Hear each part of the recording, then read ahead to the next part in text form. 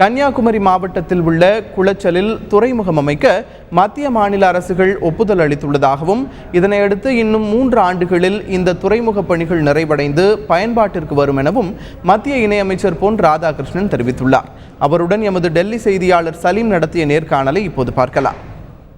இந்தியாவிலேயே மிகப்பெரிய துறைமுகம் நம் தமிழகத்தில் வரவிருக்கிறது. இது குறித்து திரு பொன் ராதாகிருஷ்ணன் அவர்களிடம் கேட்கலாம். சார், முதல்ல உங்களுக்கு தமிழக மக்கள் சார்பாக எங்களுடைய நன்றி மற்றும் வாழ்த்துக்களை தெரிவிச்சுக்கிறோம்.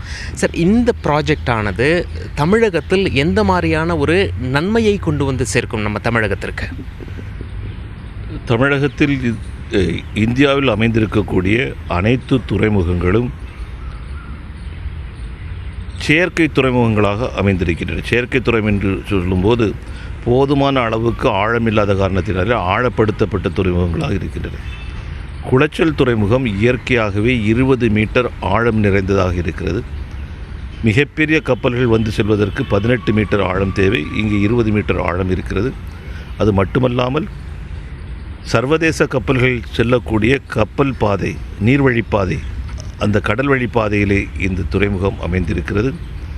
ஆகவே இதுவரைக்கும் நம்முடைய சரக்குகளை இங்கிருந்து கொழும்பு, சிங்கப்பூர் போன்ற மற்ற நாடுகளுக்கு அனுப்பி அங்கிருந்து மீண்டும் அனுப்பப்பட்ட நிலையை மாற்றி நேரடியாக குளச்சலிலிருந்து அனுப்பப்படலாம் என்கின்ற ஒரு மிகச்சிறந்த நிலைக்கு நாம் முன்னேறி இருக்கின்றோம்.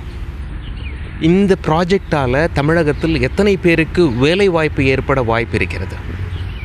இந்த குளச்சல் துறைமுகம் முழுமை பெற்று வரும்போது குறைந்தபட்சம் 10,000 பேருக்கு நேரடியாக வேலை கிடைக்கும். மொத்தமாக 25,000 பேருக்கு வேலை கிடைப்பதற்கான வாய்ப்புகள் உண்டு என்று நான் நம்புகின்றேன். எப்போ இந்த ப்ராஜெக்ட் முடிய அதிக சாத்தியம் இருக்கிறது சார்? உங்களோட டார்கெட் எத்தனை வருஷத்தில் இந்த ப்ராஜெக்டை அமல்படுத்தணும்? 3 ஆண்டு காலத்திற்குள்ளாக இந்த திட்டத்தை முடிக்க வேண்டும் என்பது நம்முடைய விருப்பம். அதற்கான முயற்சியில் இறங்கியிருக்கின்றோம். எல்லா மக்கள் மனசுலையும் இருக்க ஒரு கேள்வி, மத்தியில் ஆட்சி செய்யும் பாஜக அரசிற்கும் மாநிலத்தில் ஆட்சி செய்யும் அதிமுக அரசிற்கும் உறவு எப்படி இருக்கிறது என்று.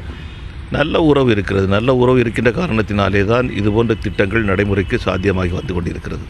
உங்களுடைய தகவல்களுக்கு நன்றி சார்.